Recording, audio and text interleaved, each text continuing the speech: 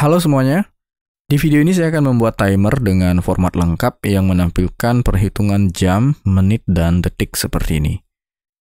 Nah, sebelumnya juga sudah pernah saya buat pada bagian kuis pilihan ganda, tetapi ini masih hanya menghitung satuan detik saja, di mana setiap soal kita set waktunya 10 detik.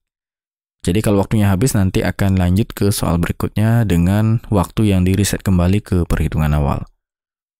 Nah, begitu seterusnya nanti sampai dengan soal selesai. Nah, lalu bagaimana kalau misalnya di sini kita tambahkan perhitungan jam, menit, dan detik. Nah, ini tentu nanti konsepnya akan sedikit berbeda dan perhitungannya akan sedikit bertambah ya. Kalau mau dicoba silahkan bisa diikuti, tapi di sini saya akan fokus dengan membuat timernya dulu ya. Saya buat di tempat terpisah, jadi biar fokus dengan bagaimana membuat perhitungan timer lengkap dengan format jam, menit, dan detik.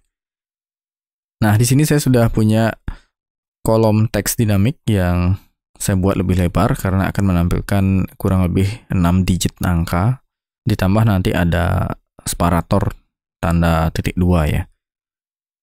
Nah, silakan disiapkan teks dinamik beserta pengaturannya seperti biasa, dan jangan lupa diberikan instance name. Di sini saya pakai instance name yang sebelumnya, yaitu text timer, txt_timer. Dan kita langsung ke layer actionnya. Silakan buat layer action dan buka panel action script-nya. Pertama kita buat variabelnya dulu ya. Saya buat variabel jam, kemudian menit, detik, dan kita buat total waktu. Nah, ini tipe datanya integer. Saya pakai integer agar bisa menampilkan bilangan-bilangan bulat ya. Nanti variabel ini akan kita berikan nilai dari mana mulai waktunya itu berjalan. Kemudian di bawahnya kita buat variabel untuk menampilkan atau mengatur tampilan waktu mulai dari jam, menit, dan detik. Saya buat di sini dengan nama tx jam untuk mengatur tampilan jam, kemudian tx menit, lalu tx detik. Ini tipe datanya string. Nah, variabel yang ini secara khusus nanti kita gunakan untuk mengatur tampilannya. Kemudian lanjut di bawahnya kita buat satu variabel yang kita set sebagai timer atau kita fungsikan nanti sebagai timer. Saya buat namanya hitung waktu.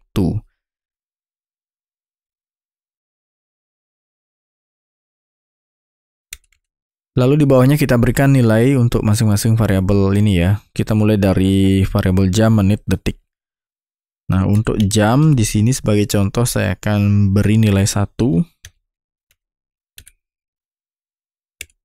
yang artinya dimulai dari 1 jam ya. 1 jam hitungan mundur. Kemudian menit saya beri nilai misalnya 2 menit.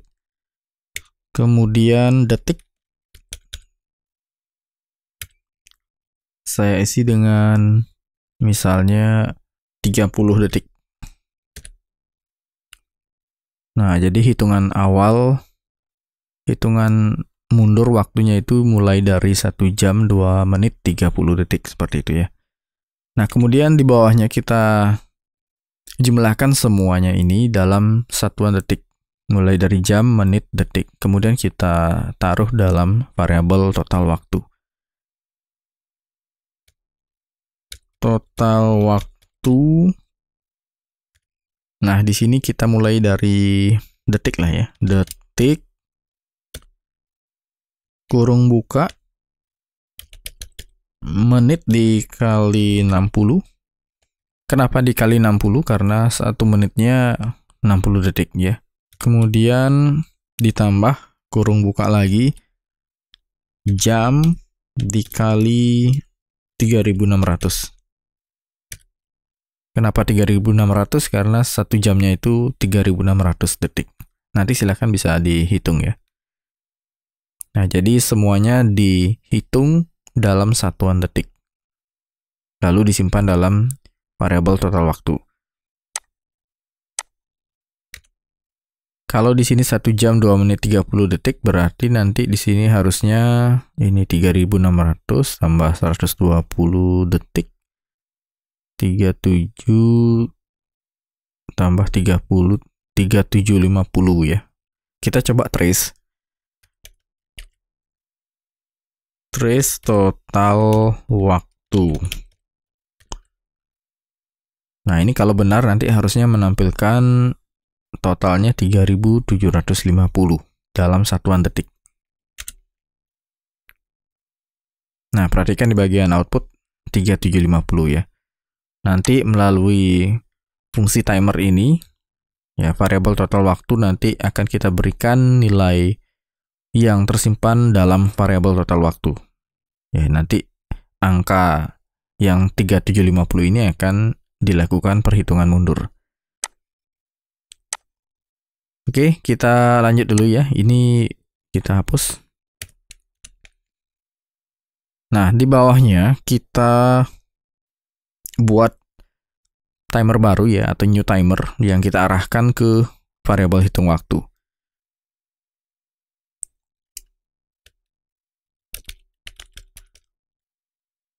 Hitung waktu kita set menjadi timer baru. Ini sebenarnya bisa dijadikan satu baris di bagian atas ya, tetapi di sini biar kalian paham dulu maksudnya bagaimana nanti. Kemudian parameternya di sini kita masukkan delay number. Nah, delay number ini mengatur berapa kecepatan pergerakan waktu. Nah, di sini kalau misalnya kita mengikuti waktu standar itu ada di 1000 ya. Ini dalam satuan milisecond. Ya, jadi 1000 milisecond itu sama dengan 1 detik ya, atau kebalikan 1 detik sama dengan 1000 milisecond itu. Kita bisa cek di sini ya. Untuk konversinya cari saja di Google nanti 1 milidetik atau misalnya 1 detik sama dengan berapa milidetik gitu ya. Nah, biasanya di Google sudah ada langsung tabel konversi seperti ini. Nah, jadi 1 detik ini 1000 milidetik ya. Nah, kalau di sini misalnya kita masukkan 500, nanti dia jadi setengah detik ya. Nah, ini untuk mencari nilai seberapa kecepatan waktu yang kita mau pakai itu ya. Kembali dulu ke animate-nya. Nah, di sini saya pakai 1000 yang artinya 1 detik ya. Kemudian koma kita masukkan di sini parameter selanjutnya adalah total waktu ya. Jadi nilai total waktu yang akan dihitung. Ketikkan variabel total waktu. Nah, jadi variabel hitung waktu sudah kita set sebagai sebuah timer dengan total waktu beserta kecepatan pergerakan waktunya.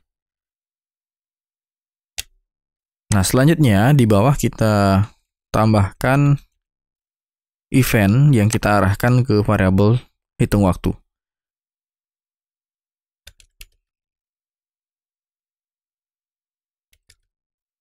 Hitung waktu kita berikan event, kemudian di sini kita berikan timer event. Timer event dot timer. Saya akan buat nama fungsinya di sini hitung.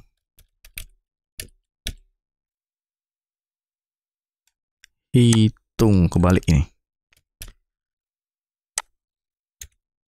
Kemudian di bawahnya kita buat function hitung dengan parameter timer event.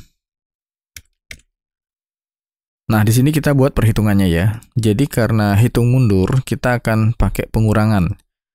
Ya, kalau sebelumnya itu menggunakan penambahan atau increment. Nah, sekarang di sini saya akan menggunakan pengurangan atau yang disebut dengan decrement. Jadi kebalikan dari increment itu ada istilahnya decrement.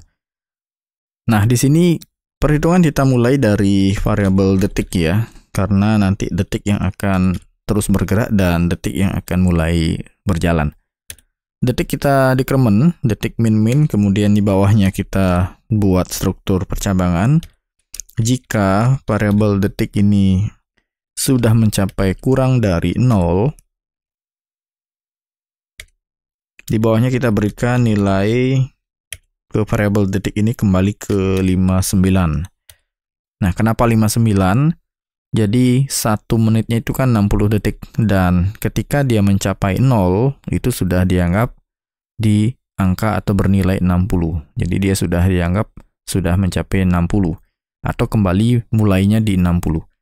Nah, begitu nanti kurang dari 0 detik kita berikan nilai 59. Kemudian di bawahnya kita decrement juga variabel menit. Jadi ketika detik sudah mulai lagi dari 59 hitung mundur, menit juga berkurang. Ya, di sini kan 2 menit mulainya, jadi nanti dia akan jadi 1 menit. Kemudian di bawahnya kita buat juga struktur kondisional untuk si variabel menitnya ini. Jika menit sudah mencapai 0 juga, nah jadi 0 ini kita asumsikan dia bernilai 60 gitu ya. Kemudian kita berikan juga nilai menit ini nilai yang sama dengan detik, yaitu 59, karena 1 jamnya 60 menit. Dan di bawahnya kita buat struktur percabangan lagi untuk si variabel jam. Kita tidak bisa decrement langsung jamnya ya, karena kita harus cek dulu apakah jam ini sudah bernilai 0 atau masih lebih dari 0 atau di atas 0. Sebab kalau kita langsung decrement nanti bisa jadi nanti hasilnya minus. Ya, kita pastikan si variabel jam ini masih bernilai lebih dari 0 ya. Jadi jika jam masih lebih dari 0, barulah nanti variabel jam bisa kita kurangi atau decrement ya. Nah, di sini jika misalnya angkanya 2, itu nanti akan ada pengurangan. Di sini kan mulainya 1 ya. Nah, itu nanti akan ada pengurangan jadi 0. Jadi ketika sudah 0, tidak akan lagi ada pengurangan. Nah, kemudian di sini karena kita menggunakan function timer, kita harus picu ya. Jadi harus kita berikan perintah start pada variabel hitung waktu. Di bawahnya di luar function hitung saya akan ketikkan hitung waktu start. Nah, ini kalau tidak ada perintah start nanti tidak akan jalan perhitungannya ya. Nah, sementara sudah selesai dulu. Kita coba tampilkan di panel output. Saya akan coba trace di sini ya. Trace jam, menit, kemudian detik. Oke, ini sudah muncul angkanya, tetapi tidak ada pergerakan. Nah, ini trace-nya rupanya salah tempat ya. Trace-nya kita letakkan di dalam function hitung. Karena nanti function hitung akan terus bergerak ya, terus bekerja itu ya. Ya, terus dijalankan itu maksudnya. Nah, perhatikan di sini.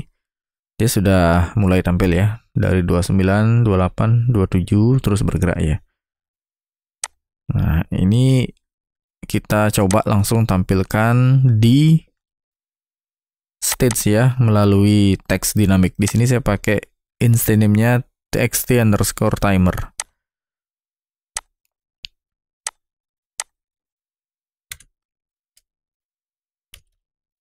Kita langsung tampilkan di layar. text timer.text ini kita gunakan string ya untuk konversi ke data string, jam, kemudian string menit ditambah string detik.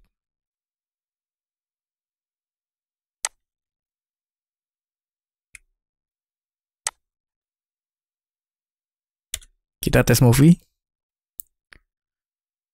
Nah, ini sudah jalan ya. Akan tetapi kita perlu berikan jarak dulu ya. Biasanya ada separator. Nah, kita tambahkan di sini. Plus tanda petik 2, tanda titik 2. Saya kasih spasi ya. Nah, ini caranya untuk mengatur tampilan biar nanti ada separator. Kemudian di sini tanda plus lagi.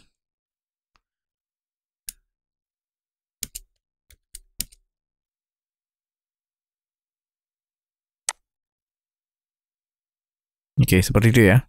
Jadi ini diberikan separator berupa tanda petik 2 ya. Kemudian tanda titik 2. Nah, seperti ini. Oke, pergerakan waktu sudah jalan. Sampai di sini sudah bisa dikatakan selesai ya. Cuma nanti kita akan atur lagi agar digitnya ini bisa tetap 2 digit. Karena ini kalau misalnya hanya 1, dia akan ditambahkan 1 digit. Nah, seperti ini ya. Nah, jadi 1 digit di sini. Oke, kita coba dulu. Kita buat tampilannya biar semuanya lengkap dengan 2 digit. Nah, saya akan buat di bagian ini ya, sebelum event hitung waktu. Saya akan buat function dengan nama format waktu. Nah, ini secara khusus saya pisahkan pengaturannya karena di sini kita akan buat struktur percabangan yang banyak ya. Nanti kalau digabung di sini agak rumit ya. Jadi saya akan pisah. Oke, ini saya perbesar dulu. Kita buat dari jam dulu. Jadi jika variabel jam ini bernilai kurang dari 10, maka kita gunakan variabel ini ya, tx jam. Tx jam kita atur untuk menampilkan 0 di awal. Jadi 0-nya kita pakai string ditambah dengan variabel jam itu sendiri yang sudah dikonversikan ke dalam string. Kemudian sebaliknya, nah ini saya copy ya. Variabel tx jam hanya menampilkan variabel jam ya. Nah, seperti ini. Jadi kalau misalnya nanti angka pada variabel jam ini di bawah 10 misalnya seperti yang saya pakai di sini 1 jam atau 2 jam itu nanti akan ditambahkan 0 di bagian depannya. Jadi akan tertulis 01, 02 seperti itu. Dan begitu sebaliknya ya. Kita buat lagi struktur percabangan yang sama untuk menit. Nah, ini sama juga. Jika menitnya ini di bawah angka 10, maka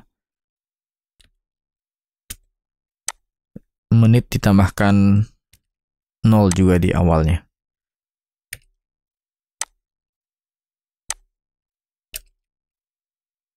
Kemudian di bawahnya kita buat untuk detik.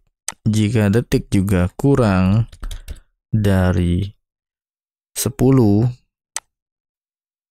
detik juga ditambahkan 0 di bagian awal.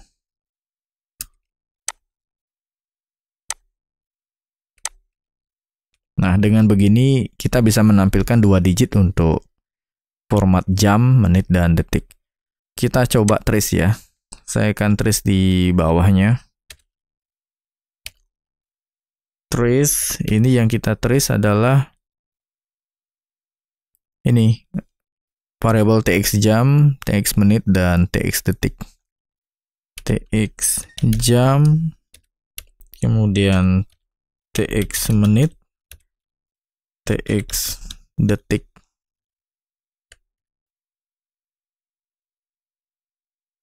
Test movie.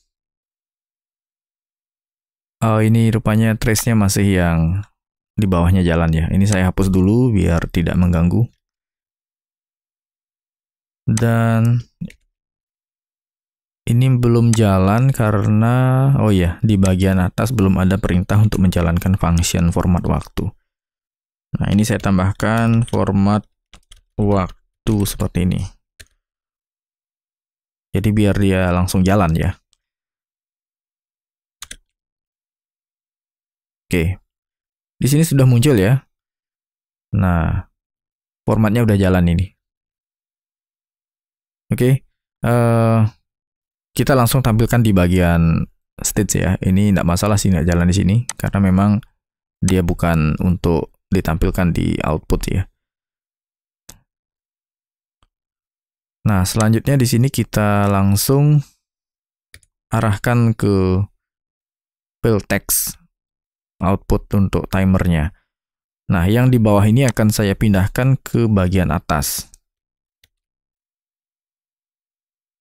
Nah, jadi biar langsung mengambil tampilan 2 digit. Nah, perhatikan di sini, kalau sebelumnya ini kita langsung arahkan ke variabel jam, menit, dan detik untuk ditampilkan, sekarang kita gunakan variabel tx jam, tx menit, dan tx detik. Karena variabel jam, menit, dan detik sudah masuk ke variabel masing-masing untuk tampilan 2 digit. Jadi di sini kita pakai di sini tx jam, kemudian ini kita ganti jadi tx menit, dan ini juga kita ganti dengan tx detik. Ya, masing-masing dipisah dengan separator ya.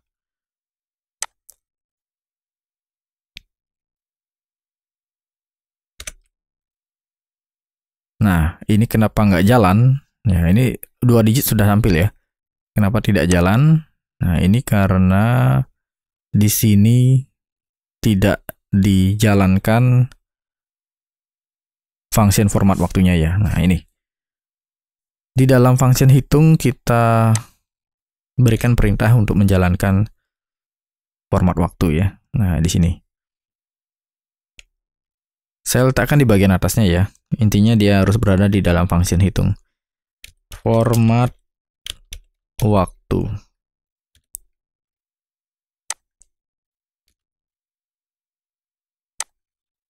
Oke, kita tes movie lagi. Nah, dia udah jalan ya. Nah, mungkin untuk contoh ini saya akan percepat dulu sedikit untuk pergerakan waktunya. Di sini kan 1000 milisecond ya. Ya, ini hitungan standar. Saya akan coba di sini 100 saja lah ya. Jadi untuk sementara biar cepat ya untuk menguji nanti apakah waktu ini bisa berhenti apa enggak itu ya. Kita cek apakah waktunya bisa berhenti di 0. Karena dengan menggunakan function timer ini otomatis akan berhenti di 0 apabila nanti semua variabelnya bernilai 0. Saya akan percepat lagi, misalnya di sini saya pakai 3 saja ya, 3 milisecond. Nah, begitu, cepat sekali ya. Oke. Ini hanya untuk menguji coba saja.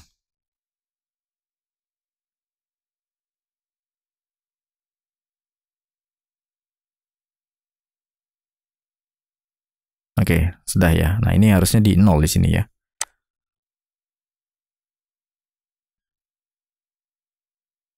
Nah, ini agar menampilkan angka yang 0 ya di detiknya. Tadi kan masih ada angka 1 ya, 01 itu ya. Kita pindahkan function format waktunya di bagian bawah ya. Jadi ini biar benar-benar menampilkan angka 0. Nah, jadi perhitungan ini dihabiskan dulu, setelah itu barulah nanti format waktunya dijalankan. Kita coba dulu ya. Saya akan atur di 1 menit saja biar lebih cepat. Test movie.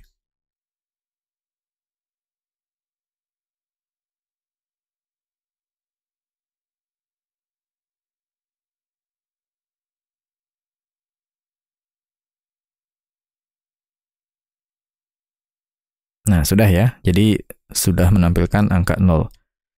Oke, sampai di sini ini sudah selesai untuk timer. Jadi kita bisa langsung pakai di bagian kuis pilihan gandanya misalnya, atau di bagian lain yang memang memerlukan timer. Nah, ini saya set ke nilai yang semula ya. Saya pakai 500 saja biar agak cepat ya. Nah, jadi ini lebih cepat dari standarnya. Nah, sekarang bagaimana caranya agar format waktu ini bisa kita terapkan di bagian kuis pilihan ganda yang sudah kita buat sebelumnya. Nanti kalau mau pakai format ini, silakan disiapkan pengaturan tampilan teksnya, teks dinamiknya agar lebih lebar ya. Di sini saya sudah atur tampilannya seperti ini, tapi ini masih menampilkan hitungan detik. Dan ini masih sifatnya memaksakan agar setiap soal itu selesai dalam 10 detik gitu ya. Nah, ini kalau misalnya soalnya panjang, ya 10 detik itu terlalu cepat ya. Atau misalnya kalian set 20 atau 30 detik ya, artinya soal itu harus selesai dalam waktu sekian itu. Nah, ini tentu tidak bebas ya kalau misalnya pengaturan seperti ini. Sekarang kalau misalnya kita pakai dengan format digit yang lengkap, itu kita set waktunya secara global. Apabila memang waktunya habis ya kita akan arahkan dia ke bagian akhir. Ya, bukan lagi lanjut ke soal berikutnya gitu. Nah, jadi konsepnya sedikit berbeda ya. Kita atur dulu ya di bagian kuis pilihan gandanya. Di sini terakhir kita gunakan variabel waktu dan FPS ya. Ini kita hapus. Kemudian ini kita ganti dengan yang ada di sini ya. Nah, oke, kita copy saja timernya ini. Ya, mulai dari variabel sampai dengan hitung waktu new timer. Ya, jadi setting timer baru untuk variabel hitung waktu. Ini kita letakkan di scene awal. Bagian atas tidak perlu ya. Kalau mau di copy juga bisa. Nah, ini kita masukkan. Pastikan tidak ada variabel yang sama ya sebelumnya.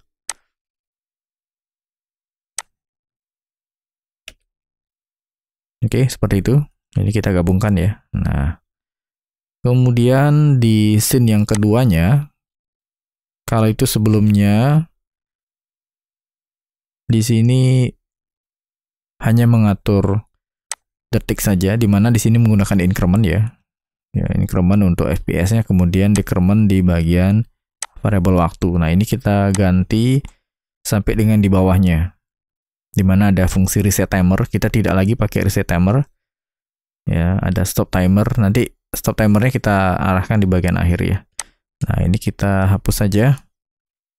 Kemudian di bagian button opsi itu kan ada perintah reset timer ya. Nah, ini reset timernya kita hapus ya. Jadi fungsinya hanya next frame saja. Oke. Nah, kita copy yang bagian bawahnya tadi ya. Mulai dari format waktu sampai dengan variabel hitung waktu, sampai dengan perintah hitung waktu start. Nah, itu sampai bawah ya. Nah, ini kita copy, kita tampilkan di sini.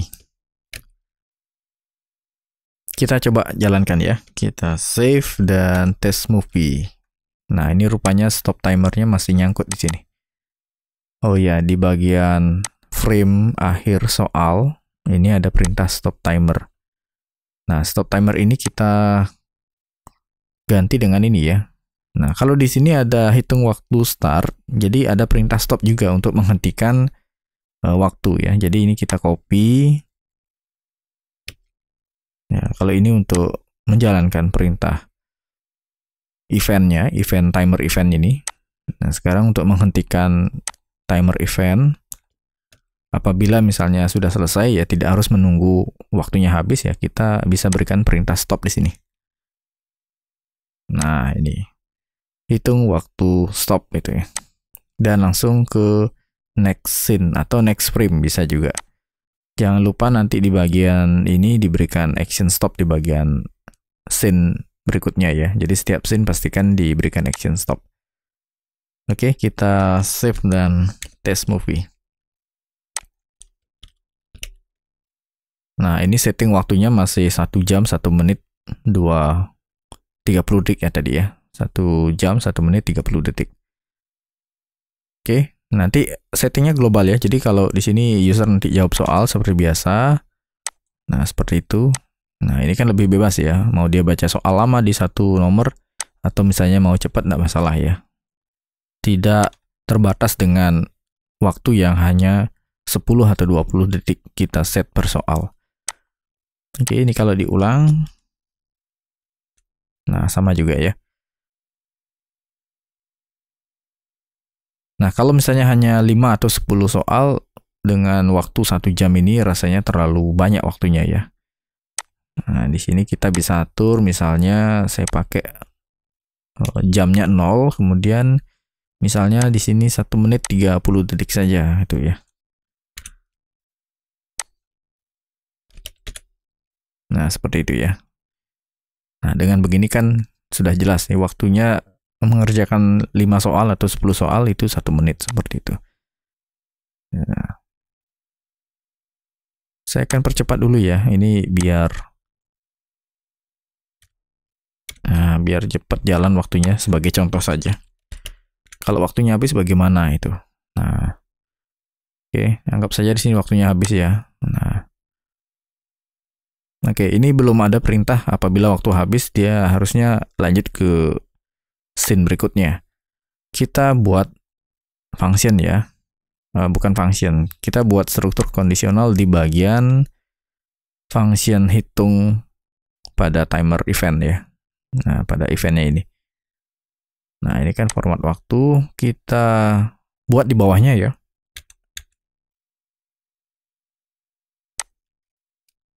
Jika misalnya di sini kita pakai acuan jam, menit, dan detik ya.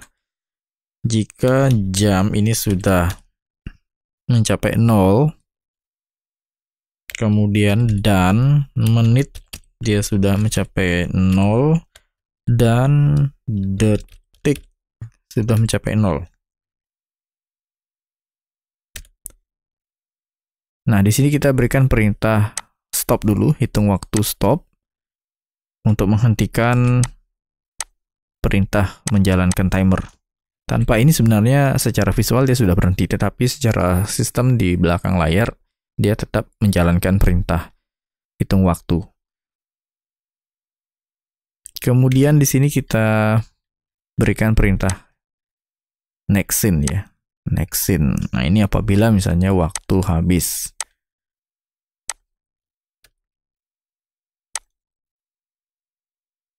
Jadi ketika semua sudah menunjukkan 0, dia langsung next scene seperti ini ya. Kita save dan test movie.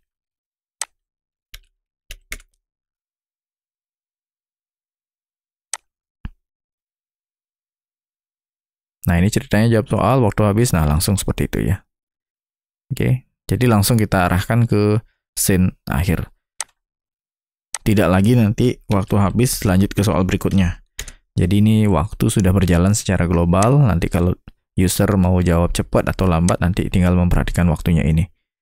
Nah, seperti itu.